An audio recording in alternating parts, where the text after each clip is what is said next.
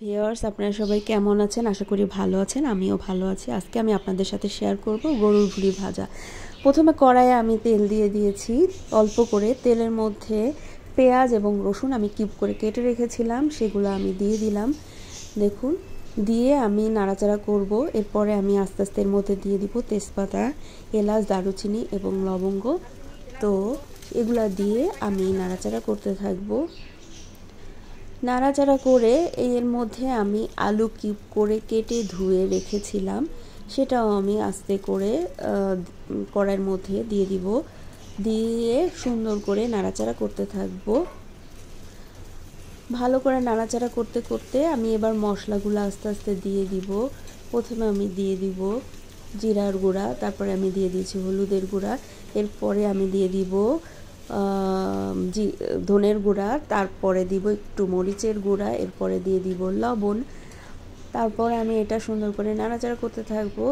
তারপর আমি অফ ক্যামেরায় আদা বাটাও দিয়ে দিয়েছিলাম এবং দেখুন আমি এর মধ্যে ভুঁড়িও অলরেডি অ্যাড করে দিয়েছি। তো সবগুলো একসাথে মিক্স করে আমি ভাজা ভাজা করতে থাকবো। দেখুন ভুঁড়ির মধ্যে তেল ছিল, সেই তেলে এটা ভাজা আসলে হয়ে যাবে, এক্সট্রা তেল দেওয়া লাগে না, যার কারণে শুরুতে আমি অল্প একটু তেল দিয়েছিলাম। তো দেখুন আমি এটা এখন ভাজা ভাজা করে নিচ্ছি, নাড়াচাড়া করছি।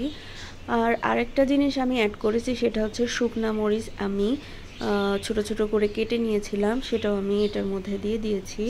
আসলে এটা ভালো লাগে খেতে এবং সুন্দর একটা ফ্লেভারও চলে আসে। তো আমি আর একটু মরিচের গুঁড়ো অ্যাড করে দিব এবং জিরা গুঁড়ো অ্যাড করে দিব, একটু কম মনে হচ্ছিল। দিয়ে আমি আবার ভালো করে নাড়াচাড়া করতে থাকবো। আসলে ভুঁড়ি ভাজার কাজটা হচ্ছে খালি নেড়েচেড়ে দেওয়া, কিছুক্ষণ পরপরই নেড়েচেড়ে দেওয়া, যাতে নিচে লেগে না যায়।